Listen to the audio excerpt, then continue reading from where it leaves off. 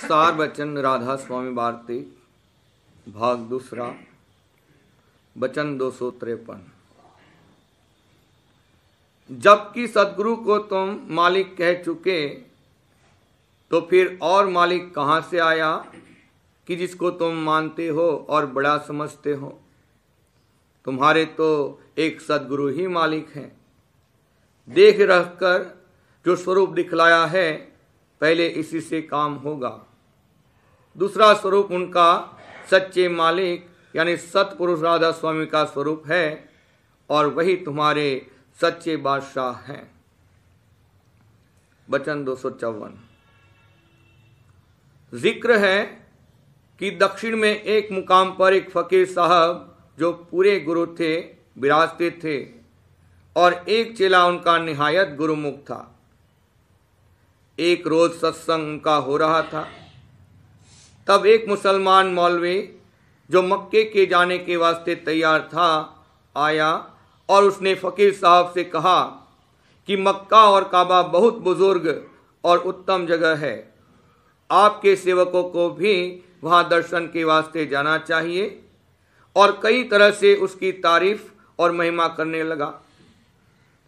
उस वक्त जो बड़ा चेला फकीर साहब के पास बैठा था वो बहुत खफा हुआ और उस मौलवी की गर्दन पकड़कर उसका सिर फकीर साहब के चरणों में रख दिया और कहा कि देख, करोड़ों मक्के और काबे इन चरणों में मौजूद हैं।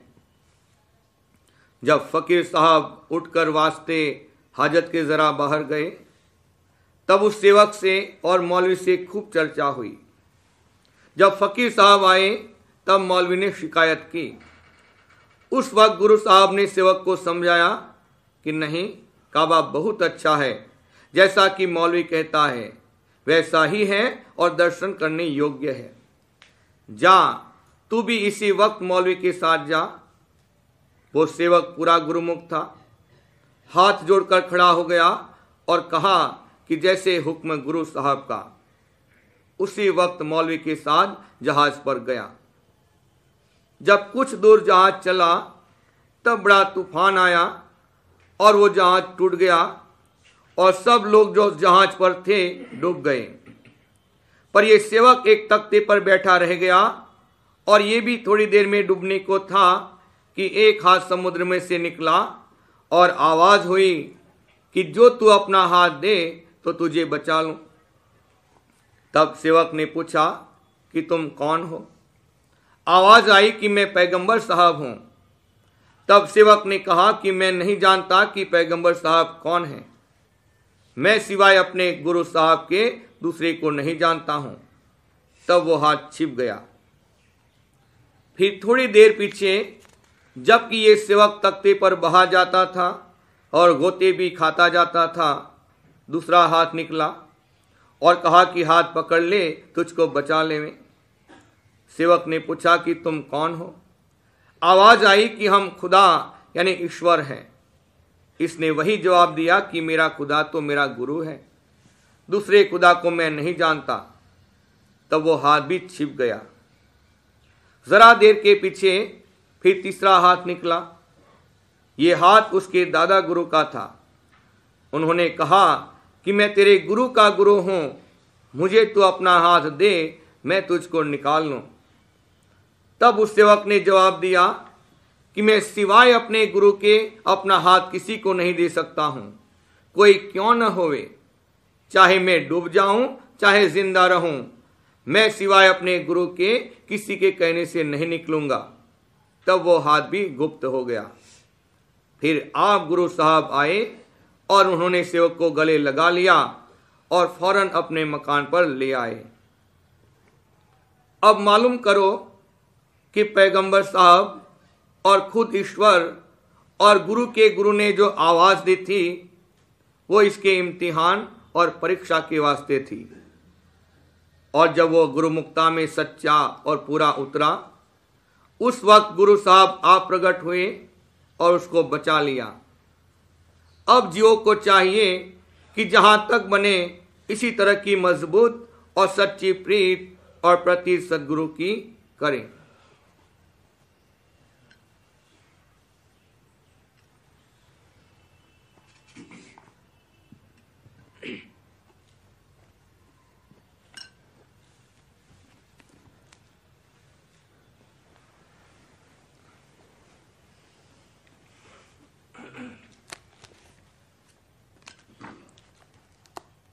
प्रेम पत्र राधा स्वामी, चौथा भाग, हित उपदेश, प्रकार 20वां। जिस किसी से संतों की जुगत यानी सुरट शब्द मार्ग का अभ्यास कोई वजह करके दुरुस्ती से न बन सके, तो उसको चाहिए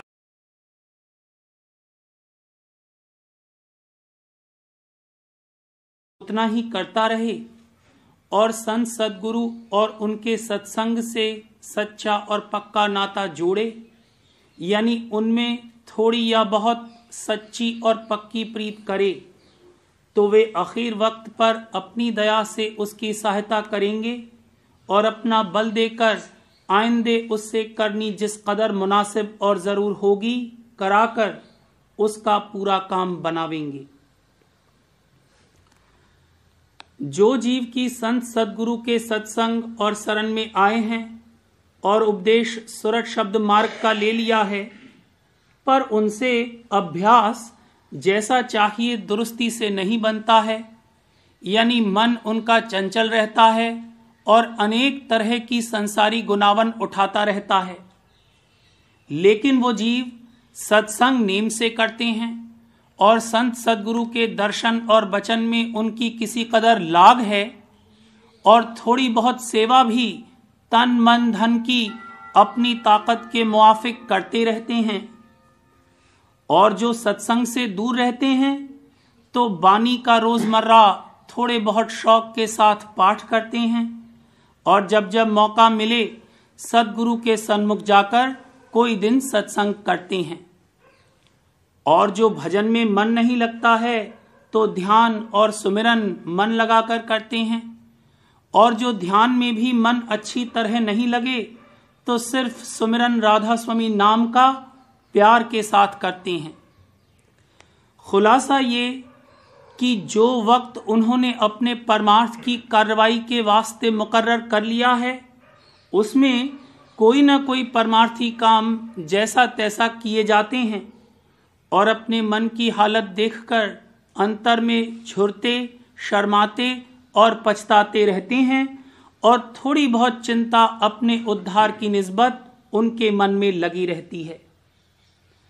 ऐसे जीवों को मुनासिब है कि अपनी हालत की निरख और परख हमेशा करते रहें और संत सद्गुरु और उनके प्रेमी भक्तों और साधुओं से प्रीत का नाता मजबूत जोड़ें और अपने मन में इस बात का यकीन करें कि उनका काम सद्गुरु दीनदयाल अपनी दया और मेहर से बनावेंगे।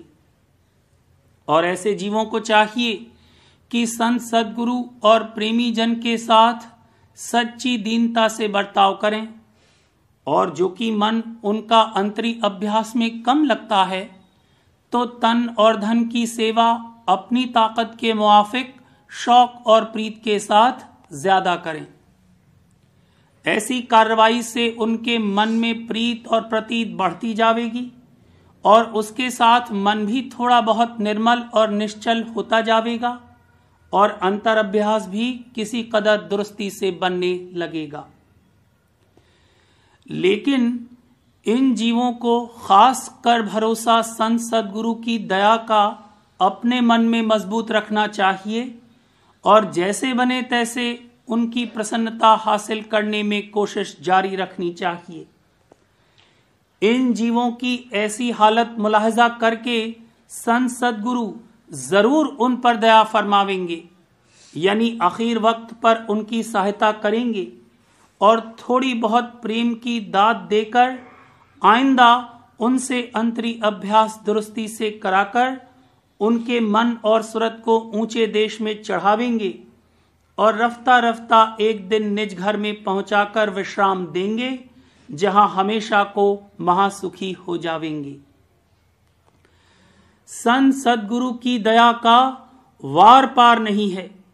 जिस जीव पर प्रसन्न हो जावें या जो कोई उनसे थोड़ी भी सच्ची प्रीत करे, उसका उद्धार सहज में आप करते हैं, यानी अपनी दया का बल देकर जिस कदर करनी मुनासिब और जरूरी है बेतकलीफ आप करा लेते हैं और थोड़ी सी प्रीत भाव पर भारी बख्शिश अपनी तरफ से करते हैं। जिस किसी का थोड़ा बहुत नाता या रिश्ता मोहब्बत का संत सदगुरु से लग गया, वही जीव बड़भागी है, क्योंकि वो नाता उसको एक दिन दयाल देश में पहुंचाकर छोड़ेगा, यानी माया के घेर के पार पहुंचाकर जन्म मरण और दुख सुख के चक्कर से उसका सच्चा छुटकारा कर देगा। संत सदगुरु की महिमा अपार है। जिसको उनका दर्शन भाग से मिला, गोया उसने सत्य पुरुष का दर्शन पाया।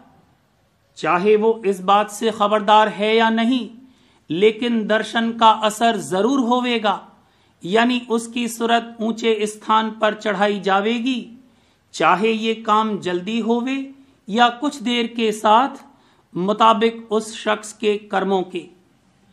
जो कर्म उसके हल्के और थोड़े हैं, तो वो सत्संग में शामिल होकर अभ्यास में लग जावेगा और दया और मेहर लेकर जल्दी अपना काम बनवा लेगा।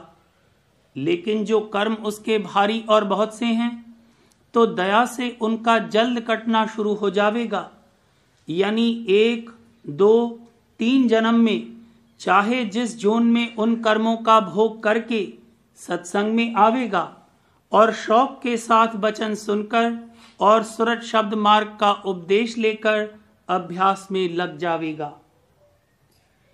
सिवाय परमार्थी नाते के जो कोई संत सदगुरु से किसी किस्म का नाता या प्रीत थोड़ी या बहुत जोड़ेगा, वो भी दया से खाली नहीं रहेगा, चाहे वो उनकी महिमा जाने या नहीं, यानी अंत समय पर उसकी सूरत की किसी कदर संभाल की जावेगी और सुख स्थान में बासा दिया जावेगा। दुनिया में कोई बादशाह या महाराजा वक्त का जिस किसी को भेष बदले हुए जहां कहीं मिला, तो चाहे उसने उसको पहचाना या नहीं, पर मुलाकात और बातचीत तो उसकी बादशाह से हुई, और जो वो किसी बात से खुश हुआ तो तख्त पर बैठकर उसको जो चाहे वो इनाम दे दिया। तब उस जीव को खबर पड़ी कि मैं किससे मिला और क्या फायदा हासिल हुआ। ऐसे ही जो कोई संत सदगुरु से मिला, वो असल में सत्य पुरुष से मिला और उन्होंने दया करके सिवाय जरूरी सामान दुनिया के उसको भक्ति या प्रेम की दात बख्शी। फिर वही बख्शीश उसके प्रेम और भक्ति यानी अभ्यास को बढ़ाती हुई एक दिन निज घर में पहुंचाकर छोड़ेगी।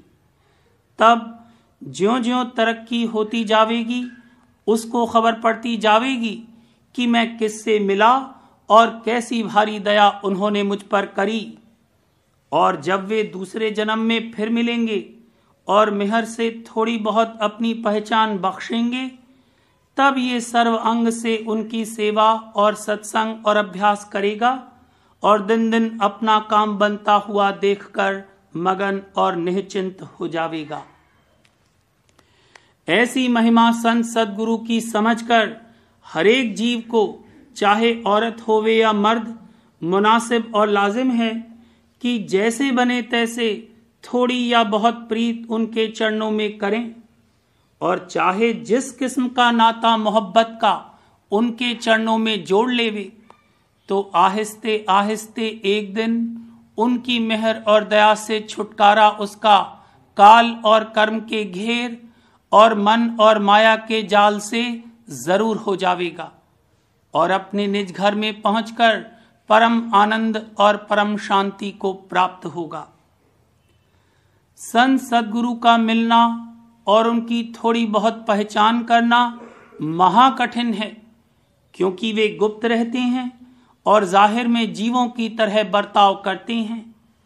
इस वास्ते उनके सन्मुख जाना और सत्संग में शामिल होना और उपदेश लेकर अभ्यास दुरुस्ती से करना बड़े भारी और कठिन काम है, और हरेक की ताकत नहीं कि इस मार्ग में कदम रखे, क्योंकि पहले तो अपना ही मन बेईमान है, यानी अपने सच्चे मालिक को भूलकर दुनिया के भोग और विलास में अटक रहा है और उनकी तरफ से हटना नहीं चाहता, और न दुनिया और उसके सामान और कुटुंब परिवार वगैरह की बुराई या नाशमानता का हाल सुनना चाहता है, बल्कि जो कोई उसको बयान करे तो हरचंद जानता है कि वो सच कहता है, तो भी उससे मन में नाराज होकर उसकी सूरत देखना और उसके पास बैठना और वचन सुनना मंजूर नहीं करता। दूसरे कुटुंब परिवार, बिरादरी, दोस्त आशना, पड़ोसी वगैरह जिनके घट घट में वैसा ही मन बैठा हुआ है, हर तरह से अपना विरोध सच्चे परमार्थ की कार्रवाई से जाहिर करते हैं। यानी संत सद्गुरु और उनके सत्संग और उनकी भक्ति की चाल ढाल की निस्बत उल्टे सीधे वचन, तान और निंदा के सुनाकर अपने रिश्तेदार या दोस्त को उसमें शामिल होने से मना करते हैं और तरह तरह के रोक और अटकाव लगाते हैं कि जो वो सत्संग में शामिल भी हो जावे तो धमकी देकर और हर तरह से उसको तंग करके परमार्थ से हटा देते हैं। ऐसी सूरत में कोई बिरले परमार्थी जीव सत्संग में शामिल होकर ठहरेंगे और सेवा, सत्संग और अभ्यास करके संत सद्गुरु के चरणों में प्रीत और प्रतीत बढ़ाते हुए अपने जीव का कारज बनवा लेंगे और बाकी जीव निंदा वगैरह के डर से सत्संग में भी नहीं जावेंगे। इस तरह बगैर सच्ची लगन के संत सद्गुरु से मिलना और उनके चरणों में प्रीत का जारी रहना कठिन है। दुनिया में लोग चाहे जैसी बदफैली करें, कोई उनसे कुछ नहीं कहता, क्योंकि सबका मन जो काल और शैतान का गुमाश्ता है ऐसे कामों में राजी होता है। पर सच्चे परमार्थ के स्थान पर जाने से उसको निहायत डर अपनी मौत और दुनिया और उसके भोग विलास के छूटने का पैदा होता है और इस सबब से शामिल होना नहीं चाहता। जिन जीवों पर संत सद्गुरु और धुर की मेहर है, उनका मन संसारी जीवों के मन से मुआफकत नहीं करता, क्योंकि उसमें बजाय दुनिया की प्रीत के कुल मालिक राधा स्वामी दयाल और संत सद्गुरु के चरणों की प्रीत का बीजा बोया हुआ है और वो दिन दिन उनकी दया और मेहर से बढ़ने और फलने वाला है।